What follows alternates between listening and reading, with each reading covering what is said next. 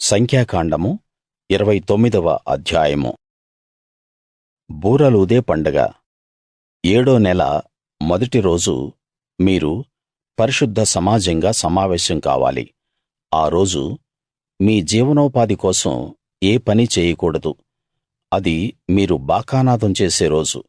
ఏ లోపం లేని ఒక కోడె, ఒక పొట్టేలు, 1 సంవత్సరం వయస్సు ఉన్న 7 మగ గొర్రెపిల్లలను యెహోవాకు ఇష్టమైన సువాసన గల దహనబలిగా అర్పించాలి.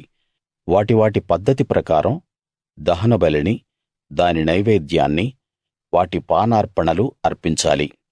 వాటి నైవేద్యం నూనెతో కలిపిన గోదుమ పిండి, ప్రతి కోడెతో 6½ కిలోలు, పొట్టేలుతో 4½ కిలోలు, 7 గొర్రె పిల్లలతో ఒక్కొక్క దానికి 2½ కిలోలు అర్పించాలి. అలాగే మీకోసం ప్రాయశ్చిత్తం చేయడానికి పాప పరిహార బలిగా ఒక మేకపిల్లను అర్పించాలి. ప్రాయశ్చిత్తం, పాప పరిహార బలి. ఈ 7ో నెల 10వ రోజు మీరు పరిశుద్ధ సమాజంగా సమకూడాలి. అప్పుడు మిమ్మల్ని మీరు అదుపులో పెట్టుకోవాలి. ఆహారం తీసుకోకూడదు, పనులేమీ చేయకూడదు. ప్రాయశ్చిత్తం కోసం పాప పరిహార బలి, నిత్యమైన దహనబలి, దాని నైవేద్యం, వాటి పానార్పణలు కాక 1 కోడెదూడ, 1 పొట్టేలు, 1 సంవత్సరం వయసున్న 7 మగ గొర్రెపిల్లలను యెహోవాకు ఇష్టమైన సువాసన గల దహనబలిగా అర్పించాలి. వాటిలో ఏ లోపమూ ఉండకూడదు. వాటి నైవేద్యం నూనెతో కలిపిన గోదుమ పిండి. ప్రతి కోడెతో 6½ కిలోలు, పొట్టేలుతో 4½ కిలోలు, 7 గొర్రె పిల్లలతో ఒక్కొక్క దానికి 2½ కిలోలు అర్పించాలి. అలాగే మీకోసం ప్రాయశ్చిత్తం చేయడానికి పాప పరిహార బలిగా 1 మేకపిల్లను అర్పించాలి. గుడారాల పండగ. ఆ తరువాత 7ో నెల 15వ రోజున మీరు పరిశుద్ధ సమాజంగా సమావేశం కావాలి. అప్పుడు మీరు జీవనోపాధి కోసం పనులేమీ చేయకూడదు. 7 రోజులు యెహోవాకు పండగ జరపాలి.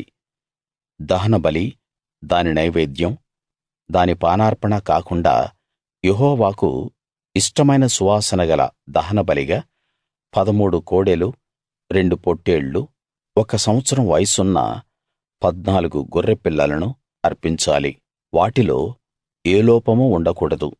నైవేద్యంగా ప్రతి కోడెతో 6½ కిలోలు, ప్రతి పొట్టేలుతో 4½ కిలోలు, ప్రతి గొర్రె పిల్లతో 2½ కిలోలు నూనెతో కలిపిన గోదుమ పిండి తేవాలి. అలాగే పాప పరిహార బలిగా 1 మేకపిల్లను అర్పించాలి.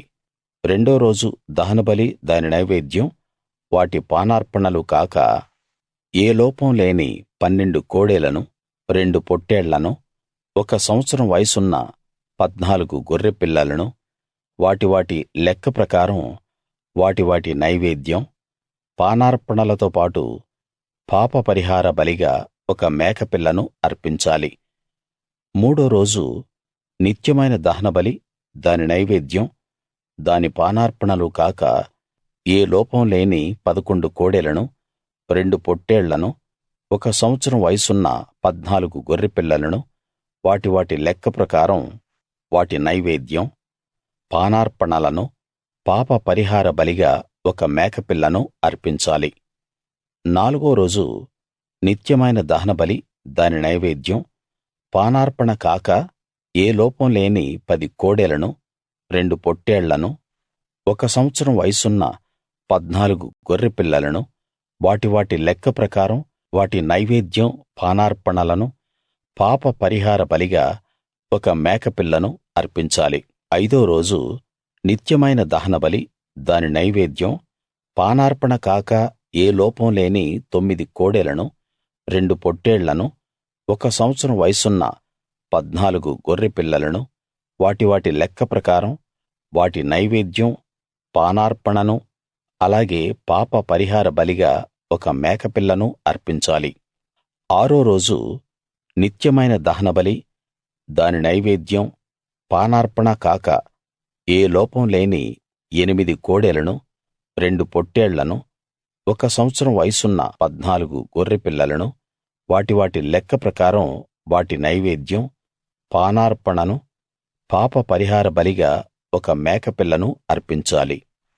7ో రోజు నిత్యమైన దహనబలి, దాని నైవేద్యం, పానార్పణ కాక ఏ లోపం లేని 7 కోడెలను, 2 పొట్టేళ్లను, 1 సంవత్సరం వయసున్న 14 గొర్రె పిల్లలను వాటి లెక్క ప్రకారం వాటి నైవేద్యం, పానార్పణలను, పాప పరిహార బలిగా 1 మేకపిల్లను అర్పించాలి.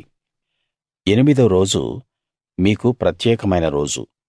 ఆ రోజు మీరు జీవనోపాధి కోసం ఏ పనీ చేయకూడదు.